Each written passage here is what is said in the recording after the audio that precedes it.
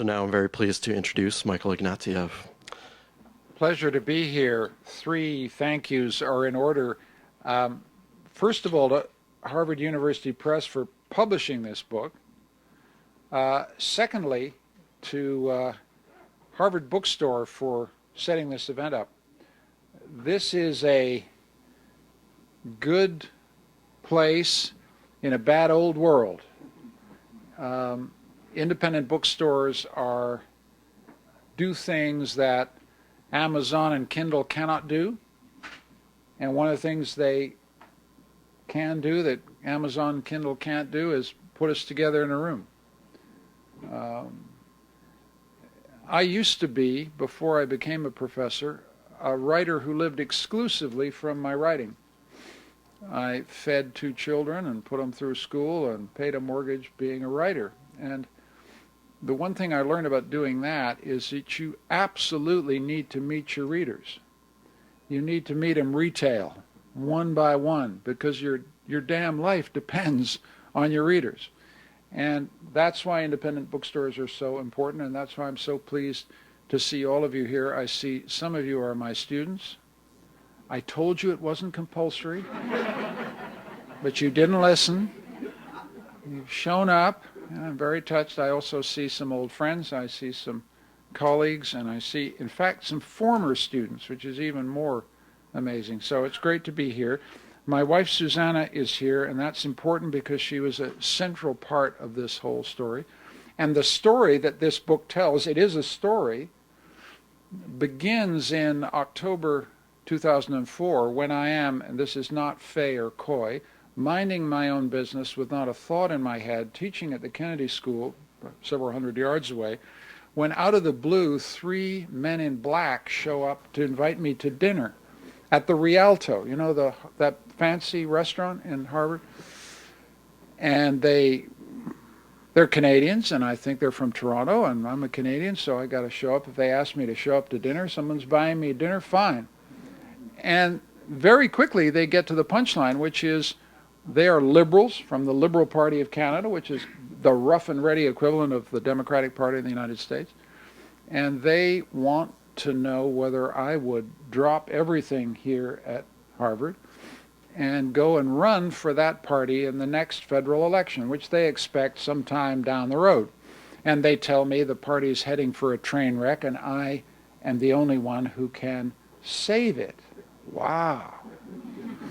And that, needless to say, appeals to all obvious things in me, my insane, immoderate vanity and self-delusion. And they then said, would you run? And Susanna and I walked home along the Charles that night, and the following fatal words escaped Susanna's lips. She said, well, what do we have to lose? We had no idea. So I decided, after much discussion and checking out whether these guys had what they promised, namely a team. You can't do politics without a team. That means eager young people willing to be exploited in the name of a cause. They had plenty of eager young people willing to be exploited for a cause. I then returned to Canada in December 2005 because the Liberal government, we were in power then. The Prime Minister was a Liberal. He had to call an election because he lost the confidence of the House. I won't get you into the constitutional niceties. An election was called, and suddenly I had to step up and run.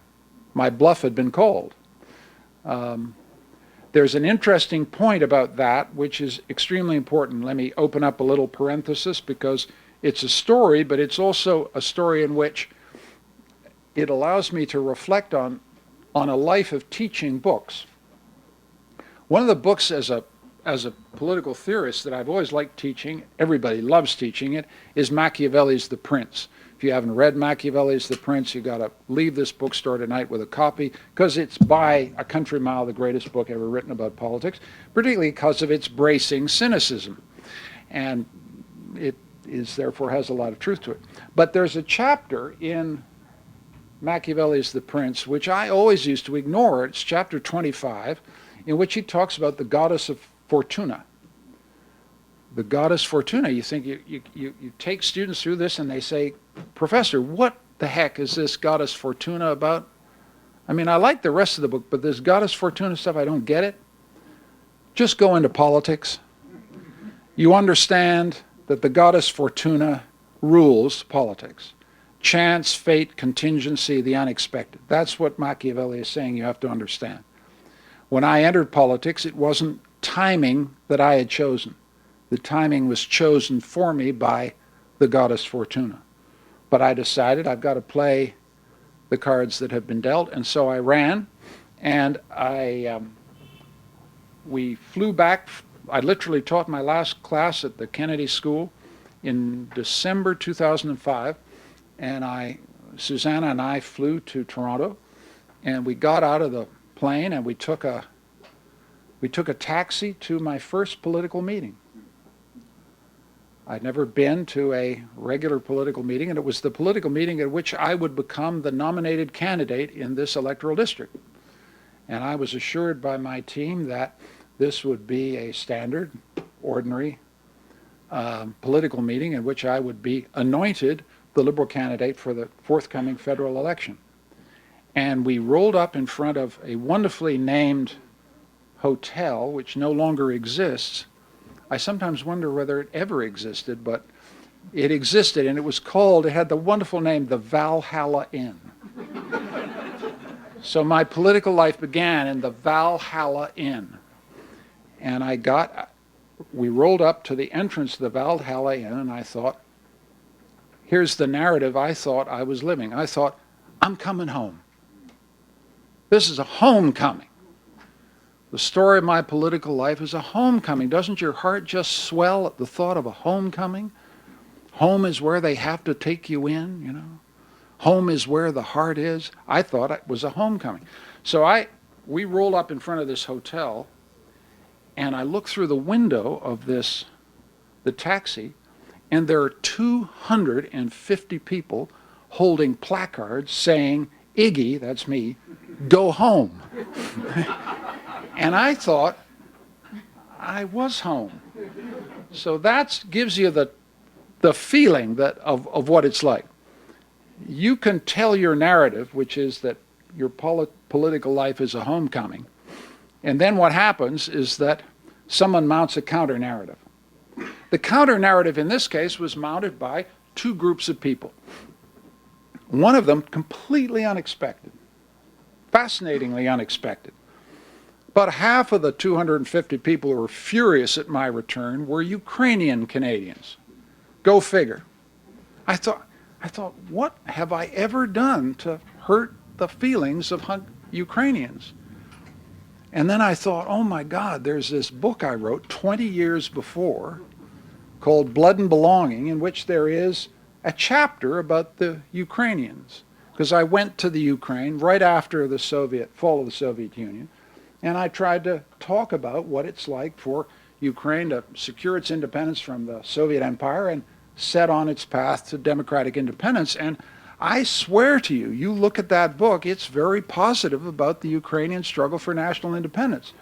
But there is a sentence in there, just one, in which I ironize, I thought I was being very clever, I ironize about, the kind of crude ethnic peasant nationalism of the Ukrainians, and I make a few references to the troubling relationship between Ukrainian nationalism and anti-Semitism. It's just on the slide.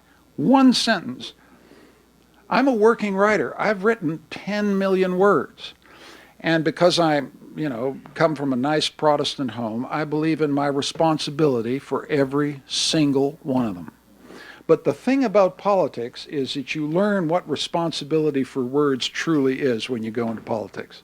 And all I can say to you, if you've written 20 books, don't go into politics. Because somebody will find that sentence. A sentence that in a way you wish you think is a true sentence, but it has an ironic tone to it that you kind of, if you had to do it again, you'd redo it so there would be no doubt that you have respect for the Ukrainian people. Anyway, there are 175 Ukrainians saying, A, your name is Ignatieff, so you're a great Russian oppressor because I have Russian heritage. And secondly, you've said these terrible things about the Ukrainians. And third, we want to run our candidate here. So you're suddenly in this battle in which you've got a homecoming narrative, and they've got a counter narrative, which is that you're a Russian imperialist dog who doesn't respect them as people. So that's your first problem, and you haven't even got out the door yet. You're sitting in the cab trying to figure out, what did I get myself in for? The second group are wearing Guantanamo Bay jumpsuits, like Guantanamo prisoners, and they're wearing George Bush masks. Now, they have a much more substantive objection to me, which is that in 2004, as some of you know, I took a position that supported the overthrow of Saddam Hussein by military force because, in a sentence, I'd been up to northern Iraq and seen what Saddam Hussein had done to the Kurds. And if you've seen what it looks like when a people have been attacked from the air with poison gas, you never forget it. I'm not going to relitigate that issue. I'm just telling you I took that position for that reason. And there were progressive Canadians who thought, he isn't in the Canadian consensus, which was opposed to the war, and we don't want him to be candidate. And that seemed to be perfectly legitimate, although they were wearing George Bush masks, and I couldn't quite hear what their problem was. But anyway, there I am. I haven't even got out the car yet. And here's where a wife becomes so important. Here's where, in a world without trust, in a world without confidence, in a world where you feel fear, you absolutely have to have someone who is with you 100% of the way. She didn't say anything. She just looked at me and said, and the look said, get out of the car and fight. That's what a wife or a companion or someone you love can do in politics, and you absolutely have to have that person. So we got out and we fought. We waded our way through that crowd and we fought. And the punchline of this story is that one of the things you learn about politics is you think when you stand for office that it's just a self-evident business of getting up on your feet, literally standing and speaking. There's a stage you mustn't miss. You have to fight for your standing. You have to fight for your right to be heard at all. You can talk in politics, but you won't be heard unless you've pre-established your right to a hearing with your people. The Ukrainians wouldn't listen to a word that came out of my mouth. I tried.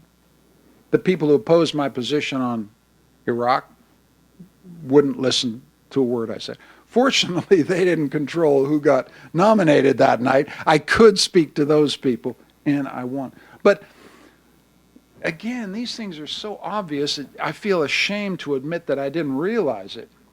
It's a fight. It's adversarial. If you come out of a classroom, you think, all I have to do is stand up, unfurl my liberal banner, look how nice I look at my lovely wife, our happy marriage, my long career of achievement. You have to earn your right to be heard. The interesting thing, humbling for a Harvard professor, is that standing, in the sense that I've used it, your right to be heard, standing is a non-transferable good. By which I mean you can have standing as a professor, standing as an intellectual, standing as a writer,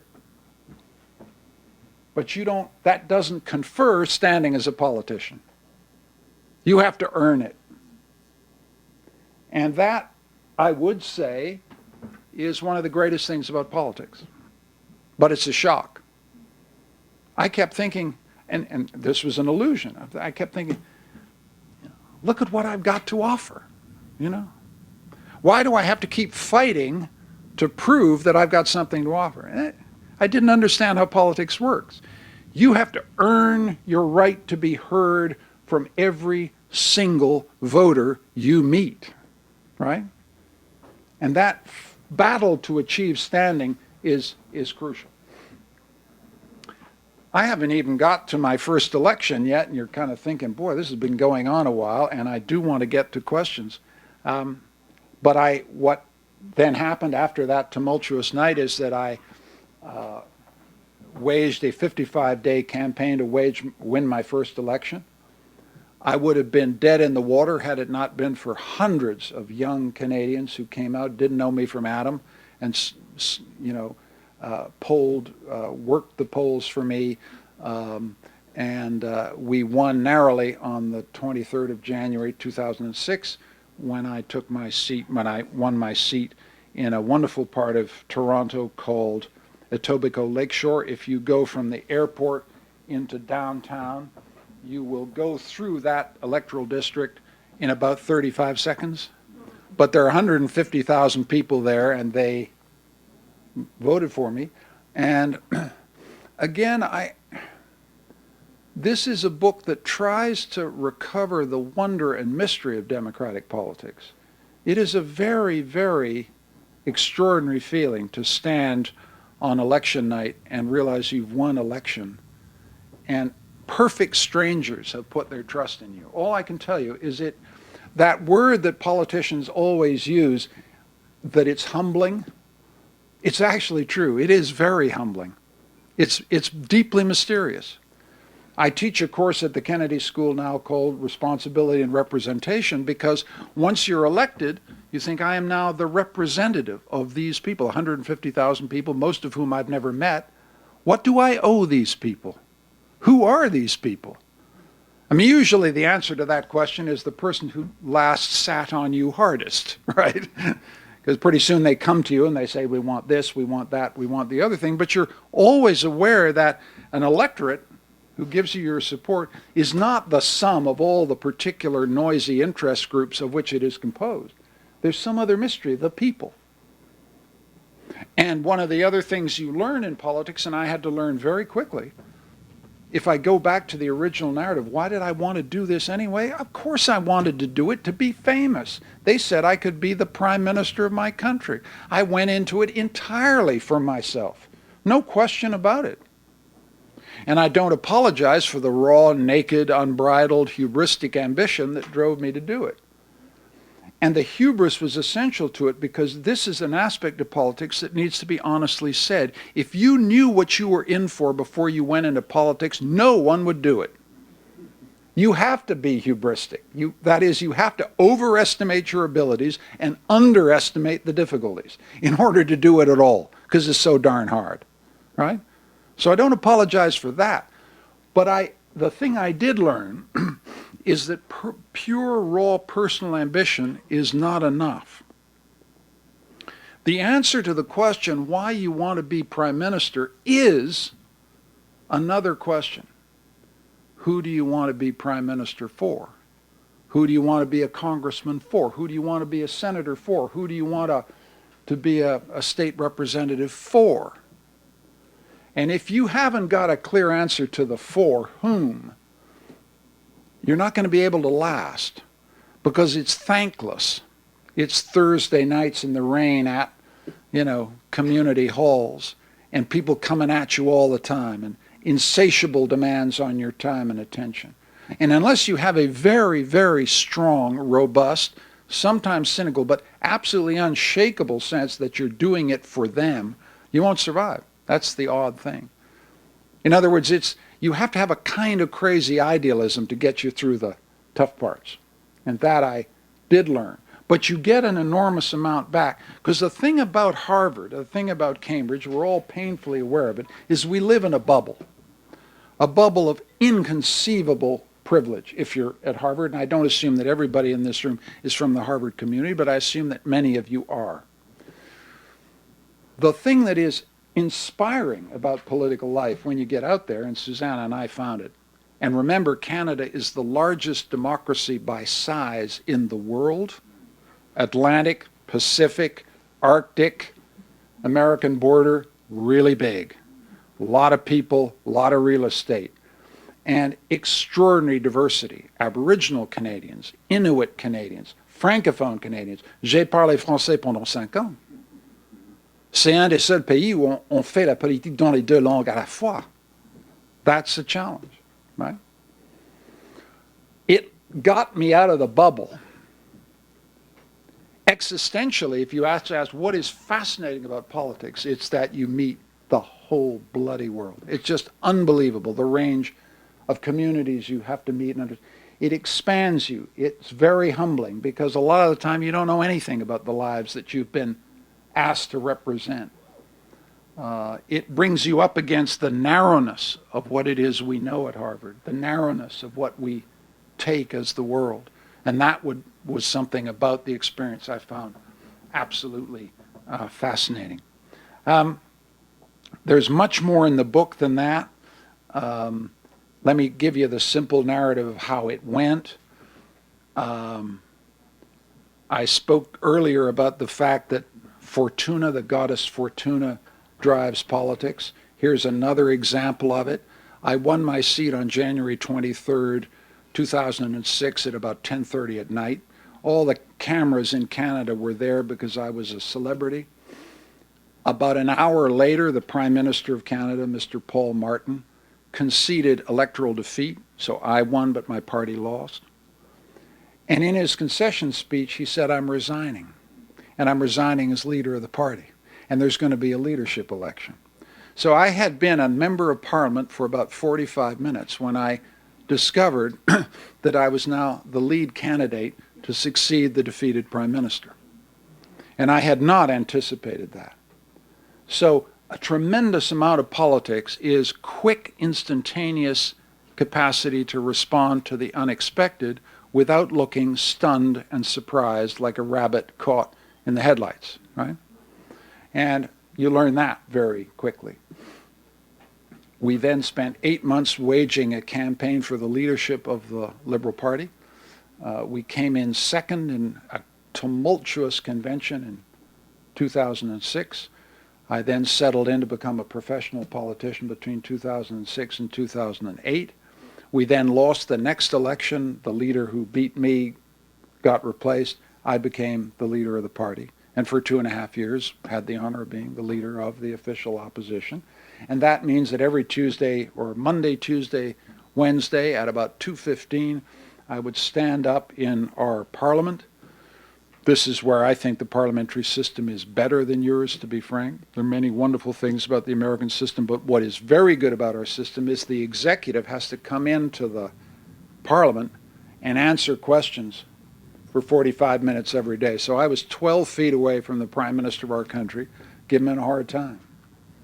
And that is a very dramatic experience of democratic accountability, sometimes at its best.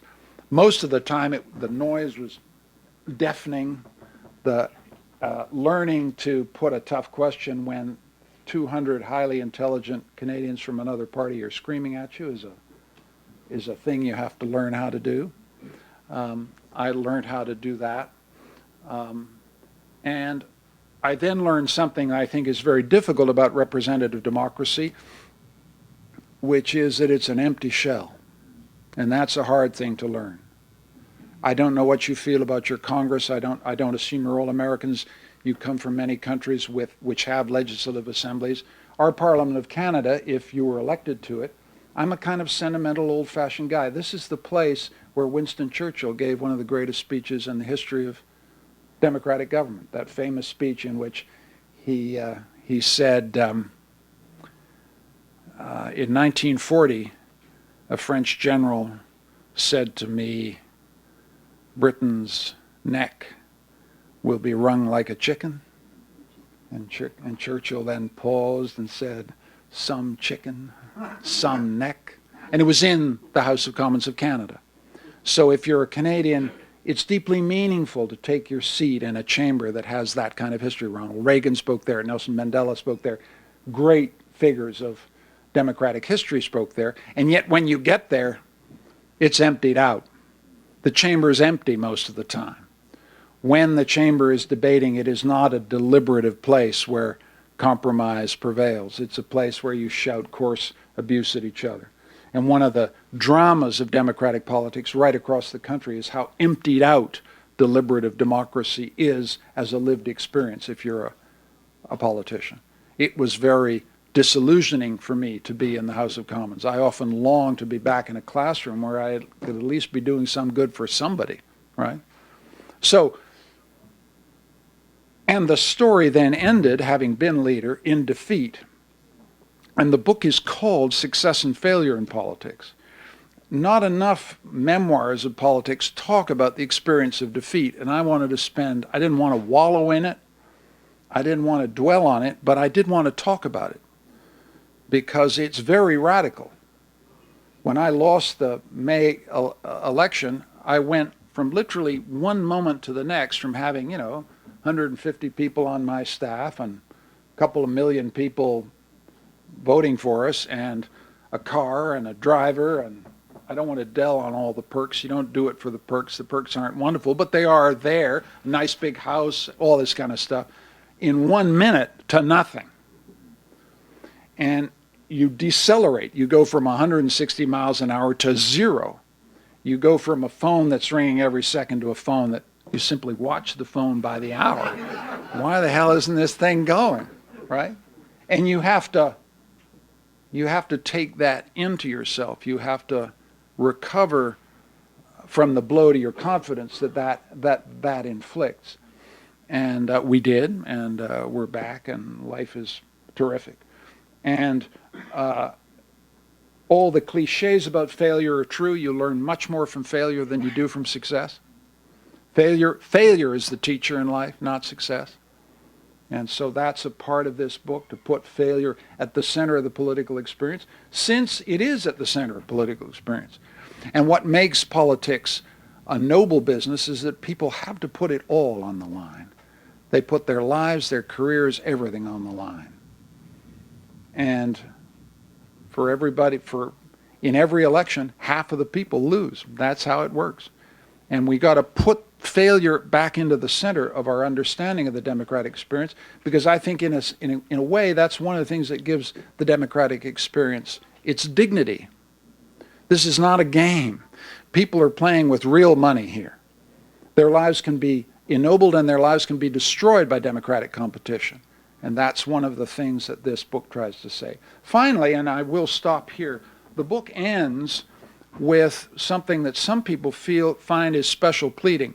The book ends with a kind of description of politics as a vocation, a phrase borrowed from Max Weber. Those students of mine who take my course know how much I value a wonderful essay by Max Weber, the great German sociologist, called Politics as a Vocation. But I do think he's got it right. You can't think of politics as a profession. I mean, there are no professional standards in politics. It's not like lawyers or doctors. You can't be disbarred. I mean, it has no professional standards, and pretty well anything goes in politics. So it's wild in that way. It's also not a profession in the sense that you can lose absolutely and have nothing the next day. You have to think of it as a calling. And it gets back to what I said earlier. You can't think of doing politics unless you know who you're doing it for. And so it has that sense of an ideal of service to it. And one of the reasons that I'm so happy to be back in the classroom is that I had a feeling all through my political life. It was like a doppelganger. I used to speak to rooms that had, 1,000 people in it, 2,000. I once spoke to a room that had 4,500 people in it. And I had a physical sense that at the back of the room, there was a young woman looking up at me through the lights and thinking, I could do that. I could do that.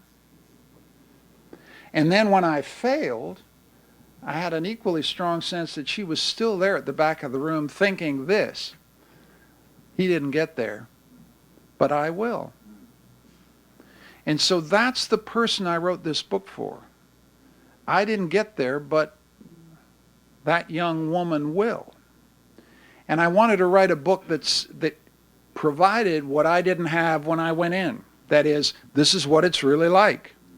Here are a few things you really have to know. And so I hope that young woman is in the room. And I hope she knows that I didn't get there, but she will. So thank you. Let's have some questions.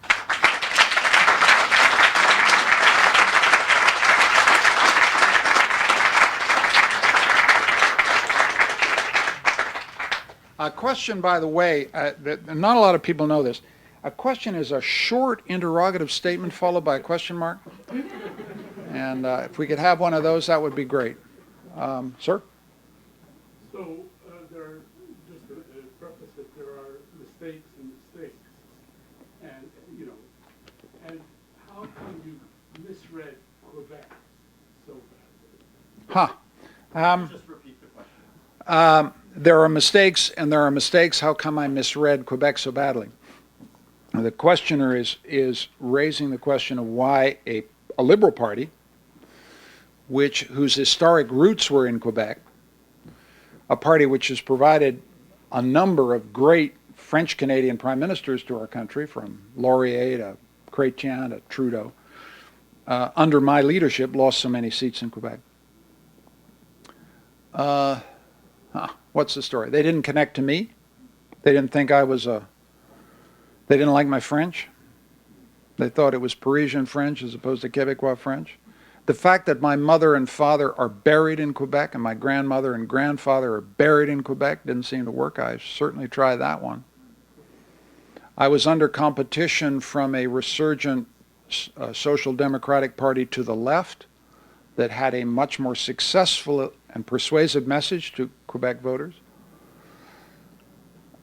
I refused to make an offer to Quebec. One of the ways to get Quebec voters is to say, here's a new concession, here's a new deal, here's a new lollipop we can give you. I just thought, you don't want to do that.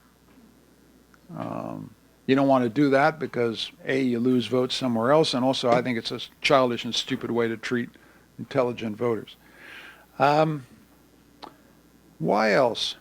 What about the two nations statement that you made? Yes. Killed you with the English. I said, what about the two nations statement I made about Quebec? The reason that it's interesting to do that, answer that in this context, is that it's another example of what happens when you go from academic life to political life. In 1993, again in that book that's somewhere in this bookstore called Blood and Belonging, there is a chapter about Quebec, written long before I'd even thought about going into politics. And in that chapter, I say somewhere, ask me, is Quebec a nation? Of course it's a nation. I just thought it was a piece of sociological commonplace. The difference between an academic statement stated by an academic in private life and a politician in public life is like night and day. In the summer of 2006, in an apparently casual remark, I was asked, do you think Quebec is a nation? I said, of course it's a nation. That's not the issue. The question is whether it should have a state, and I've always said it doesn't need a state. Its state is Canada, and it has been fantastically successful with effective internal self-determination, blah, blah, blah, inside a highly successful federal union called Canada, to whose unity I am eternally devoted.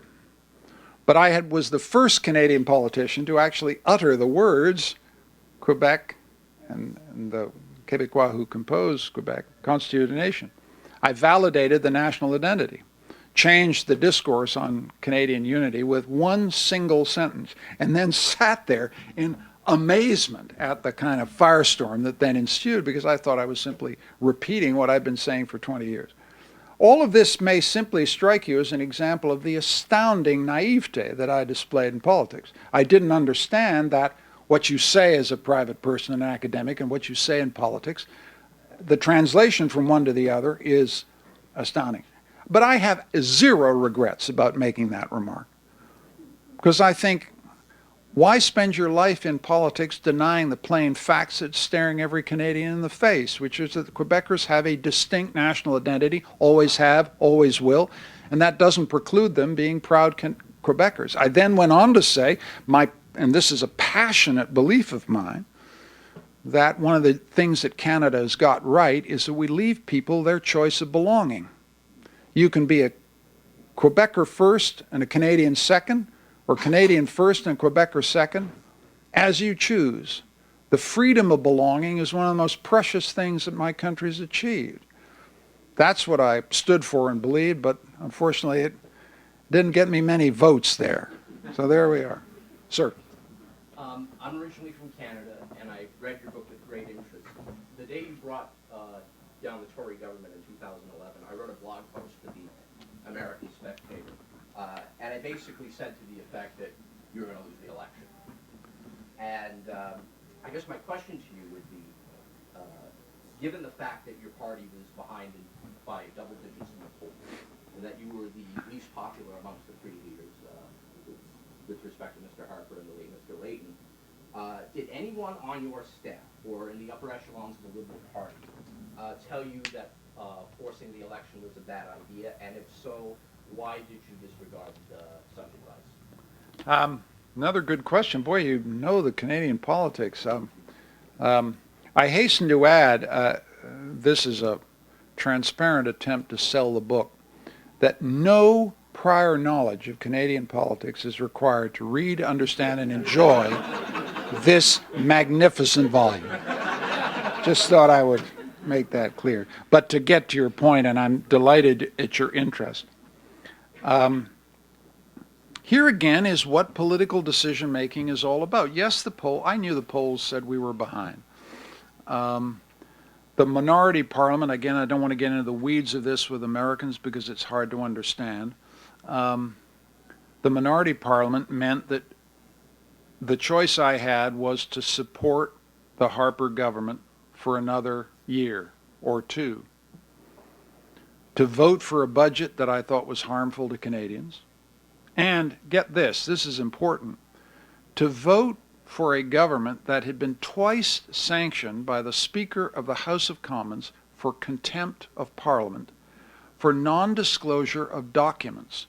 This may appear to you to be a kind of complicated issue, but it's not complicated.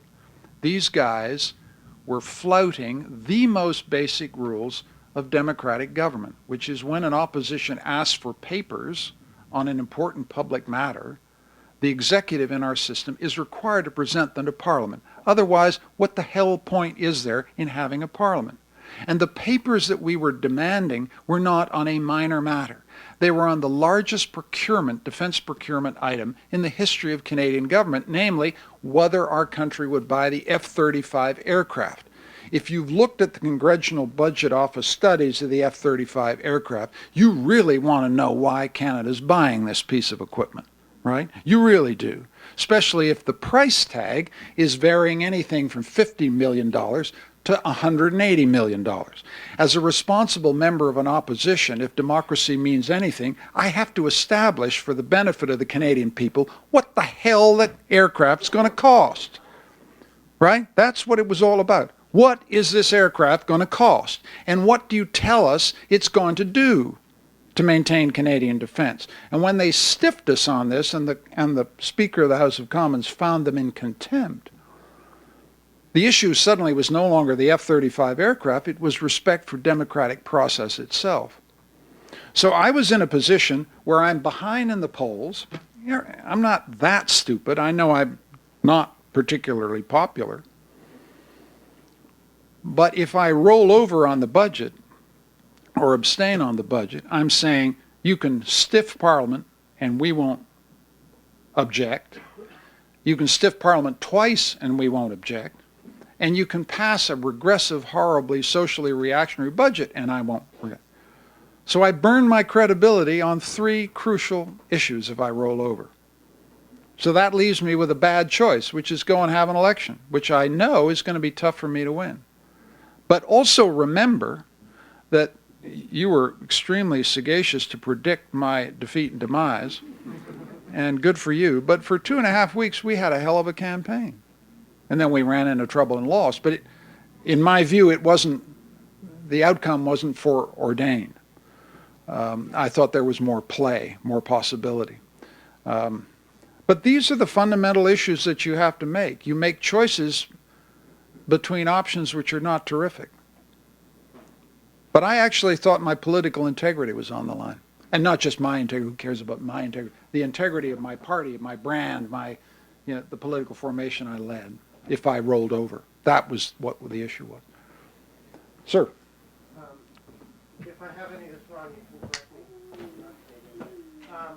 when Harper requested that the Parliament be suspended at a moment when it seemed like his government was falling apart to the Governor General, leaving aside what could have been, what are your thoughts about that in terms of remnants of monarchy and democracy in Canada, and what people thought about that, what you thought about that in terms of the future of Canada and democracy in general? Yeah, you have Australian experience, and we have the same kind of system in which we have a Queen's representative who is the kind of constitutional monarch of our political system. And when there's a divided parliament, that constitutional monarch has an exceptionally important role to play, and that person did play it in 2008.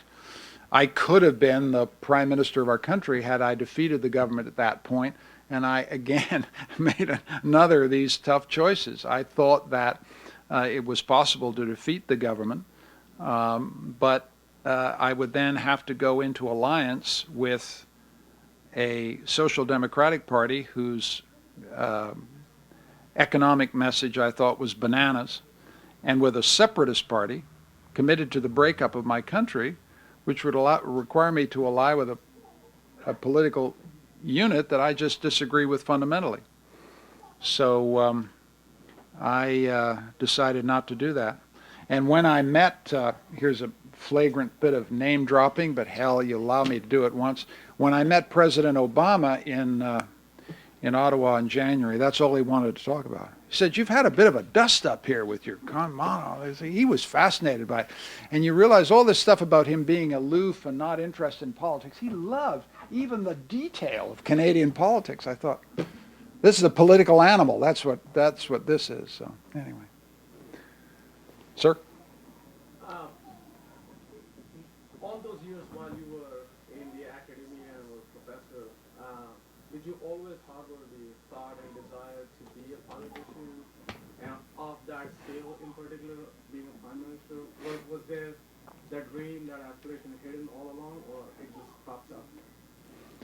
I think it must have been there the whole time, because there's a yellowing clipping when I won a public speaking contest in Ontario when I was 18 years old. It's kind of one of those things your mum keeps, And I won this little rinky-dink speaking competition, and the local reporter asked me what I wanted to do when I grew up, and I blurted out, kind of out of my deep unconscious, I want to be prime minister one day.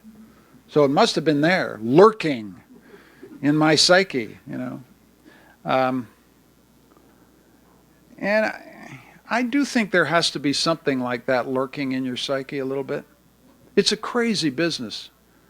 It's hubristic. You're trying to do something so difficult. So, there are only 29, 30 people who have been the prime minister of our country, and not many more have been president of the United States. You got to be nuts to want to do that,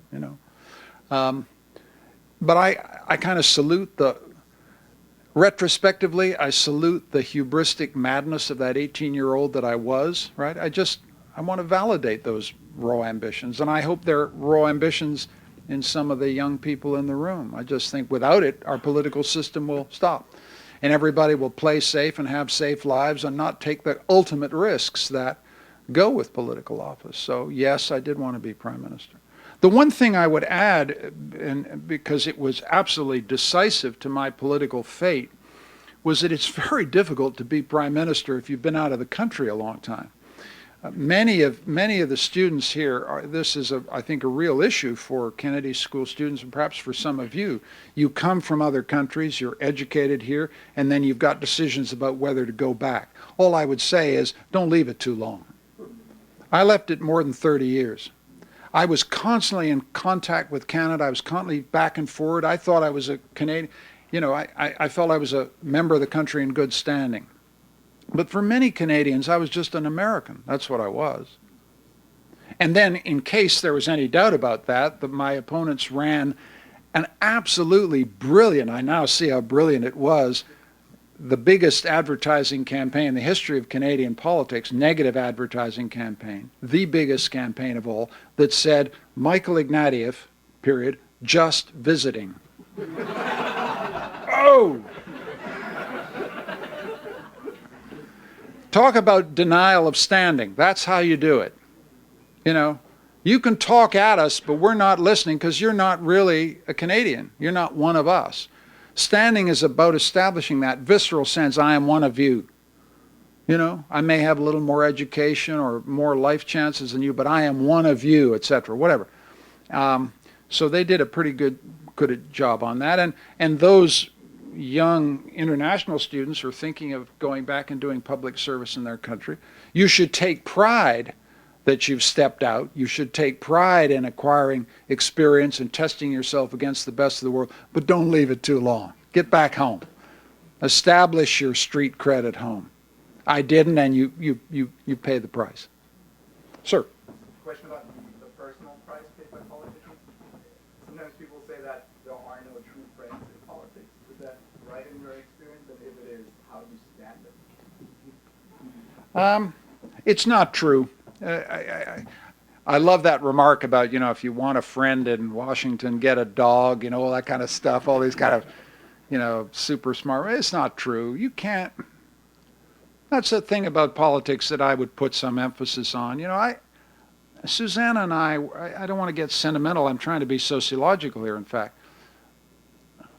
We owed our entire political experience of 5.5 years, coming from nowhere to becoming the leader of the official opposition in my country. We depended entirely for what success we had on the loyalty, devotion of unpaid volunteers who got strictly nothing out of it, and who stood with us for 5.5 years in the rain and the snow. And were they friends? No, that would be sentimental. They weren't friends, but their loyalty was astonishing to me, especially because we lost, But they were there. You can't understand politics unless you understand that loyalty is at the core of it. It's the core virtue.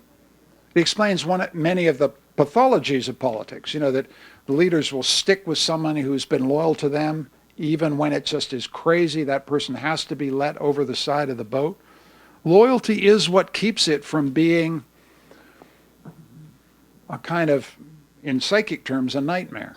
You have to be able to count on loyalty from some people. You don't have to be friends with people. I would think of the hundreds of people I worked with in elected politicians, as I look back now, I would only have a handful of friends in my former party. Friends. But their loyalty, we couldn't have done anything without it. And I don't like the cynicism that says there's no loyalty in politics. There'd be no politics without loyalty. You can't buy it all, Devotion, is based on loyalty. Yeah, question. So you started out by saying that your wife said that what do we have to lose? That's on that fuzzy comment when you were walking along with Charles. So what was lost? You've talked a lot about lessons learned and things like that. Oh, look, you lose your confidence. That's what you lose. It's painful to be told you don't belong. I've had 26 opportunities to become an American citizen. I never have, I never will, and I love the United States. I feel at home here. I love it. I love its traditions. I love its democracy. I love it. I'm a Boston Red Sox fan. The whole thing. But I'm a Canadian, right? And it's painful to be told you don't belong. And it's painful to wake up on May the 3rd, 2011, discover the Canadian people, by very clear and decisive means, have rejected you as their prime minister. It's painful. And and you can't take it personally because it's not personal. They're just voting for other people. It's not personal. But it's pretty brutal. And in the book I describe, but the funny thing about this is that when you've been badly beat, your immediate reaction is to think, well, I got to go to the dry cleaners now and pick up my dry cleaner. Should I wear a paper bag over my head? Right? And you go to the dry cleaner and the dry cleaner gives you a hug. The people say, nice to see you. The guy driving by in a cement mixer, I'll never forget the Sikh guy driving by in a you're driving the biggest cement mixer I ever saw, big red turban on his head, waving at me like crazy as he went by. Good for you, I said, well, I've got one vote out there, So it just affects your confidence. It affects you much more deeply than you realize. And confidence is everything, you know. And confidence not just about your political skills, but your confidence about everything. And you have to get that back. You got to go through it. But, you know, again, this may be the kind of Protestant guilty side of my conscience, but I think it was pretty good for me. And I'm a confident guy. It was actually good for me to get knocked around. You know. Gives you a deeper empathy and capacity to relate to those who struggle with their confidence every day. And most human beings do struggle with their confidence every day. So that was lost. Confidence was lost. Humility was gained. Sir? For a couple more. Couple more, yeah. If your desire to become prime minister was in the background, and you're a political scholar, you must have been looking for somebody else. You must have been rooting for somebody else to get into office before the men in suits came to talk to you. So how the transition was, it's suddenly you, and at any time when you were trying to become prime minister or just representing your district, did you think, well, maybe somebody else could do a better job? Mm-hmm. Oh, I never thought anybody could do a better job than I could. That I was a certain. I mean, I'm being serious here. A certain arrogance, hubristic arrogance, I just think is essential in politics. I mean, it's what makes politicians so weird. They have this weird self-confidence, this weird arrogance that they're just irreplaceable, essential. I mean, there was a rational part of me, a rational core of me that understood that was ridiculous. You know, I believe in myself, but I'm not crazy, right? There are parts of my story that I haven't filled in. I worked for Prime Minister Trudeau in 1968. I was his national youth organizer. So I had had some political track record with a great political leader. So I saw up close somebody who really should be prime minister and was prime minister and did it as well as it can be done. So I'd had a direct personal encounter in the campaign plane with this guy. And my dad had worked for a previous prime minister, very different kind of guy, Mr. Pearson. This will appear to be absolutely irrelevant to all of you who don't know Mr. Pearson, but my point in comparing the very charismatic Trudeau with a very uncharismatic Pearson is to make the point it takes all kinds. We have a very narrow and formulaic view of what great leadership is. And just those two are such a contrast of what great leadership is. Mr. Pearson couldn't give a good speech if his life depended on it. He had a lisp. He wore a bow tie. He never looked people in the eye. But he had the best legislative record of any prime minister in the 20th century. The entire post-war welfare state is down to him in lots of ways. The national flag is down to him. All kinds of stuff was down to him. While he was prime minister, almost everybody thought, this guy is weak. He doesn't make a good impression. He's shy. He's bumbling. He's incompetent. He can't manage his cabinet. And history says this was the one, right? One of the things you want to teach about leadership is it really does come in all kinds and shapes. We got to widen out our sense of what leadership looks like and can sound like. Not only to include female models of leadership, but all kinds of styles and forms of leadership. The kind of blow-dried, suit tight, fixed smile image of leadership is just so incredibly narrow. And that's what I learned from watching these two men in action. It takes all kinds. And just because you don't fit the paradigm of what leadership looks like doesn't mean you aren't a leader or shouldn't try to become a leader. Yeah. I don't know if the young woman you're talking about is in the room or not, but there's a young man, pretty young man, who's taken your place. Mm-hmm. And what kind of advice do you have for him? And he's a very different kind of politician. Yeah, Justin Trudeau is now the leader, my successor. He's the son of Pierre Trudeau. He's a young guy. The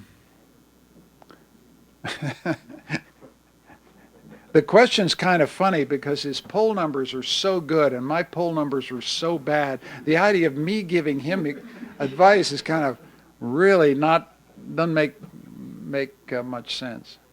I think that a lot of political leadership, when you're in opposition, being in opposition is the most thankless and difficult job in politics.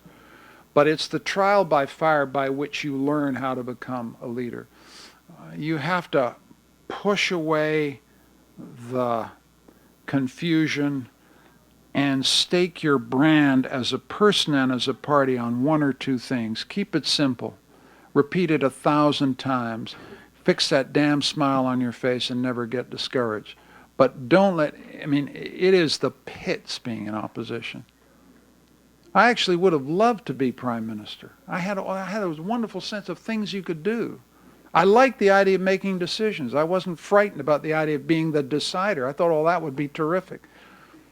But being in an opposition, it's just up the north face of the Eiger, one hand held at a time. And the only way you can do it is to keep it very simple. My advice is simply keep it simple. And don't give up. Never give up. That's the final thing about politics, and I think I'll stop there.